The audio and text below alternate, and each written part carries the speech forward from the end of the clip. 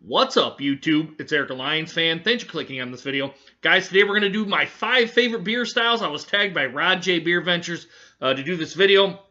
Figured it might be pretty fun, and I got to admit it was actually pretty hard to try to find my 5 favorite beers, let alone, and not in a style, just 5 beers alone that I liked enough that I may pick up again and again and again. So right over up into here, guys, we're going to go ahead and I'll put the little image up here really quick. So let's just go right ahead and get into this. I'm not going to make this a very long video or anything. I hope not. But I really hope you guys enjoy my styles. So, and I'll admit, my first beer, it shouldn't be a very big surprise to anybody since I'm a macro lager drinker. My first one up here is going to be Miller Lite. This beer has always been my go-to beer. I've always drank this probably since my early 20s, probably since I was even old enough to drink beer legally. Maybe a little bit even before I was legal. Miller Lite was just my choice. Bud Light didn't really appeal to me. Coors Light, I'll drink Coors Light every now and again. But I always keep coming back to the Miller Lite, this style here. I'm starting to get back into Miller High Life, that style. But, you know, I kind of go off onto the other macro lager drinkers. But it's this beer right here that really just does it for me. I mean, I keep coming back to it again and again and again. I just like the flavor of this really macro lager, even though the craft beer crowd's really going to kind of probably scrutinize my first choice on here. Let me put it that way. But it's a style that I like. It's a style that I keep coming back to over and over and over again. So it really should be not any really big surprise to anybody or anybody that I do the beer flow chat, whether anyone who's even seen any of my videos. You guys know that I'm a macro lager drinker at heart, and that's kind of how I started, and I was that way for probably, I'm 40 now, so I was about that way for a good probably 15, 16, 17 years before I really started to get into the craft beer movement like I am now. But it really should be not really any surprise that, you know, the Miller Lite's my beer of choice for the #1 spot. All right, guys, my next beer is up here is a stout.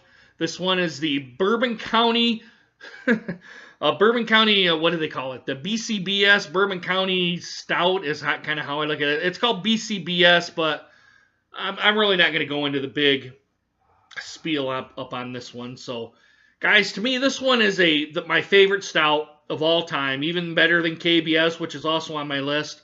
I think it trumps CBS. I think it trumps the Epic Brewing, which I kind of like as well.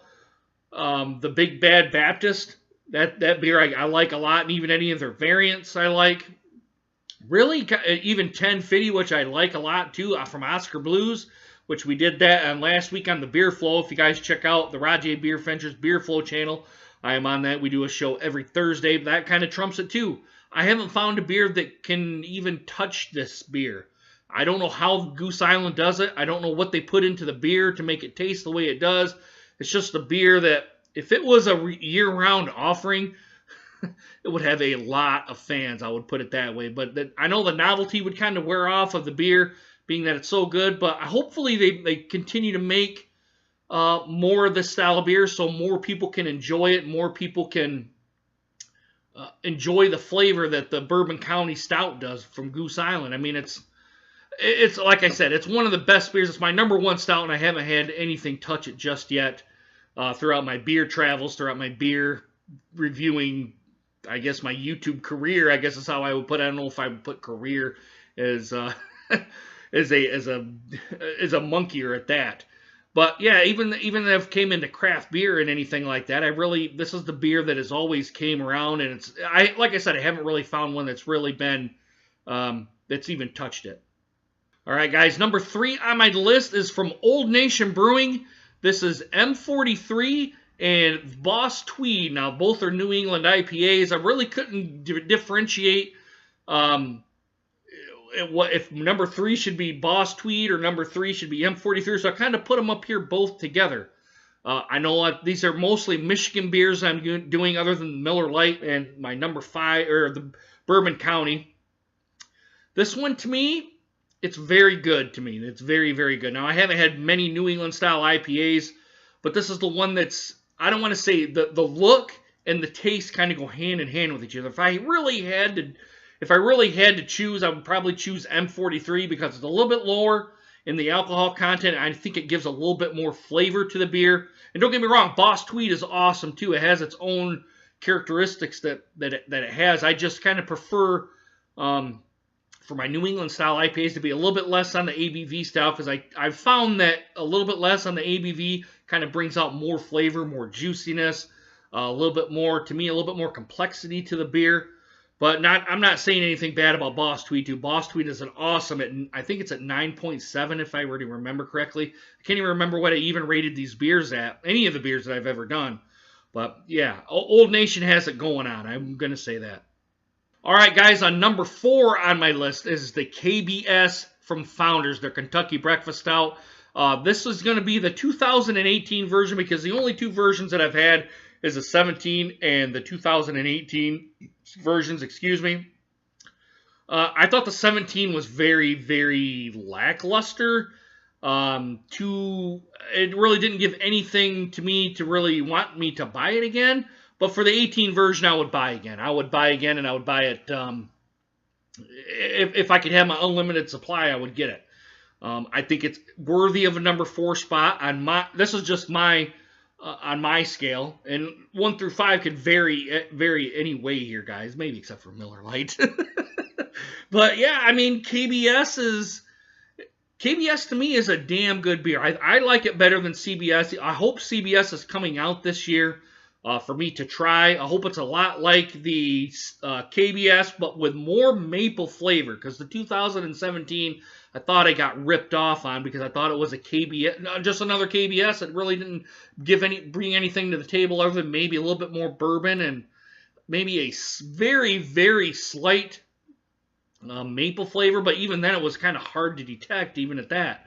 So I kind of hopefully that this year's CBS, even if they're going to be doing that style, I hope they bring it back for 2018, and I hope they bring back the maple flavor that really, for most people, they kind of want that maple flavor. And what I've heard of CBS being one of the top beers, but just the 17 stuff just really, and even the KBS 17 really didn't do it for me. But the 18 is worthy of number 4.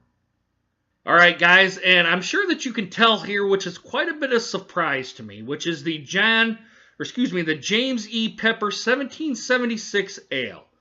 Now, this beer I got down when I was in Nashville, Tennessee. I was down there with my parents. They wanted to go down to Nashville, experience the Country Music Hall of Fame. One of our good friends lives down there. Kind of was maybe an 8-9 hour drive from here to Tennessee, Nashville, Tennessee. But this one kind of come to some of a surprise to some people. Now, this one is a rye. I don't know if it's considered a strong ale with in rye barrels, or if it's a stout. I'll admit, I honestly don't know. And when I cracked open the beer, I don't think I really looked that hard at the label to give you guys a proper review of the beer, even though I tried to do my best with it. But it was the rye components and how the beer blended with the rye components that really put this beer up towards the upper echelon of me. Now, in the 2017, my kind of the end of the year beer flow, I didn't put this on here.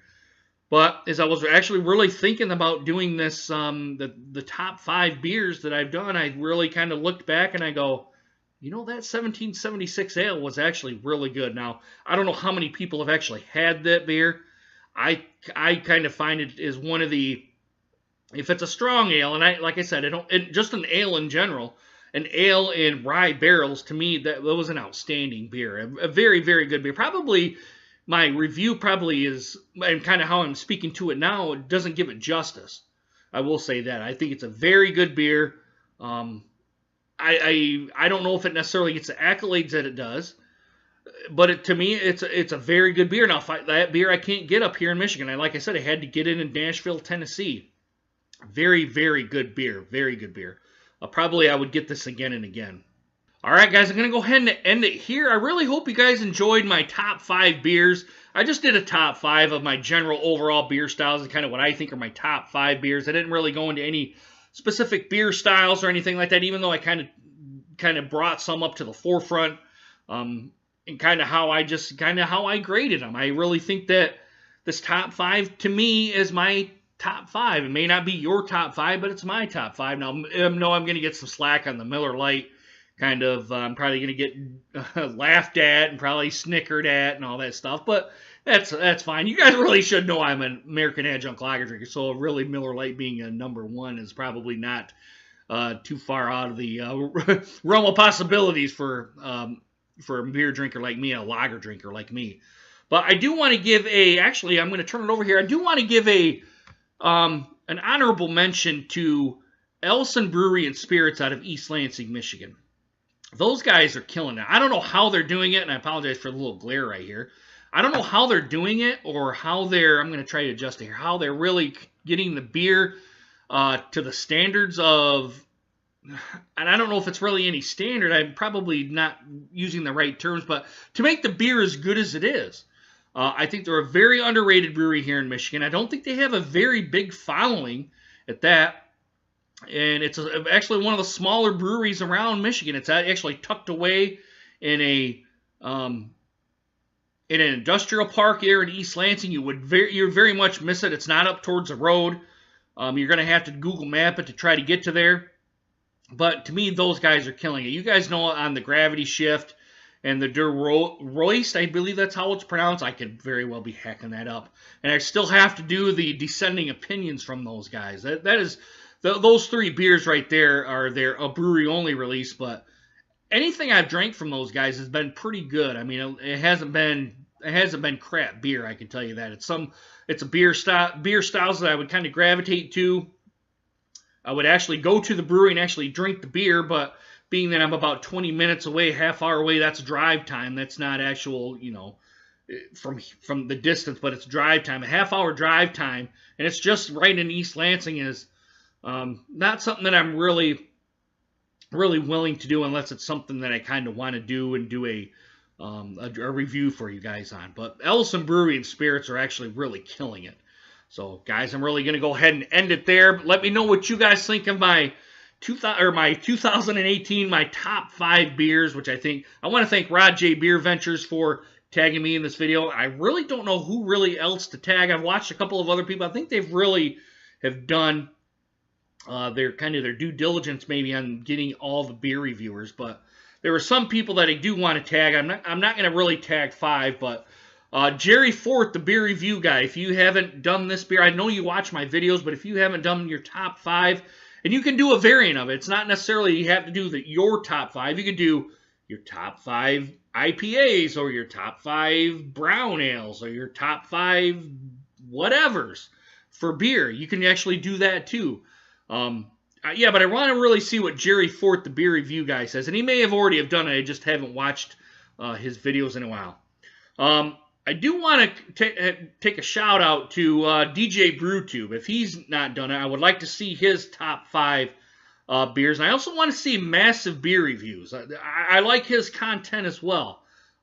He seems like a chill guy. I think he is honest with his beer reviews. I don't think he brings, any favoritism. I would like to see what his reviews are.